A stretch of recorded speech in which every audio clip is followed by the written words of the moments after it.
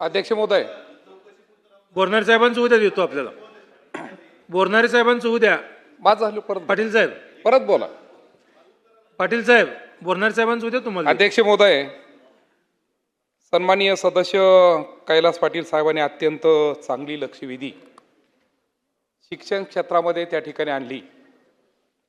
राज्यामध्ये 86,000 शाळा आहेत आणि केंद्र सरकारमार्फत जवळजवळ 1800 कोटी रुपयाचं टेंडर शालेय पोषण आहारसाठी त्या ठिकाणी दिल्या जातं.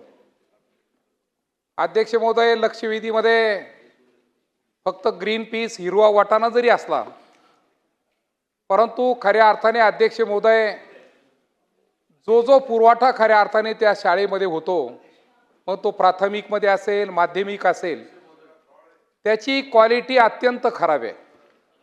अध्यक्ष महोदय, ग्रीन पीसचा जर विषय जर घेतला तर ग्रीन पीस फ्रीजर शिवाय त्या ठिकाणी राहू शकत नाही. 135 रुपये प्रति किलोने त्या ठिकाणी ग्रीन पीसची ऑर्डर त्या ठिकाणी पुरवठ्यासाठी दिली आणि प्रत्यक्षपणाने जेव्हा जेव्हा आम्ही पाहतो त्या ठिकाणी फक्त पांढरा वाटाणा भिजवलेल्या पद्धतीने त्या ठिकाणी सप्लाय होतो का, ज्याची किंमत या ठिकाणी आपण नमूद केली का 30 ते 35 रुपयांनी त्या ठिकाणी मिळतोय. 1 किलो मागं 100 रुपयाचा भ्रष्टाचार आहे. एवढा मोठा भ्रष्टाचार ह्या शालेय पोषण आहारमध्ये विद्यार्थ्यांमध्ये त्या ठिकाणी होतोय. माझा पहिला प्रश्न या ठिकाणी आहे का याची चौकशी खऱ्या अर्थाने आपण त्या ठिकाणी करणार का?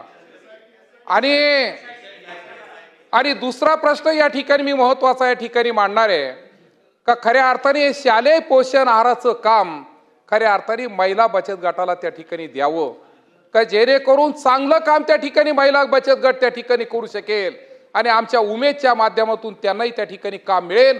आणि म्हणून मी 3 प्रश्न या ठिकाणी विचारतोय का क्वालिटीच्या बाबतीमध्ये आपण खऱ्या अर्थाने चौकशी करणार का? वाटाण्यामध्ये, तांदळामध्ये, अन्य वस्तूमध्ये ज्या ठिकाणी भ्रष्टाचार झाला त्याची चौकशी आपण करणार का? आणि महिला बचत गटामार्फत हे संपूर्ण काम शाळेचं महिला बचत गटाला देणार का? हे 3 प्रश्न आहे. धन्यवाद.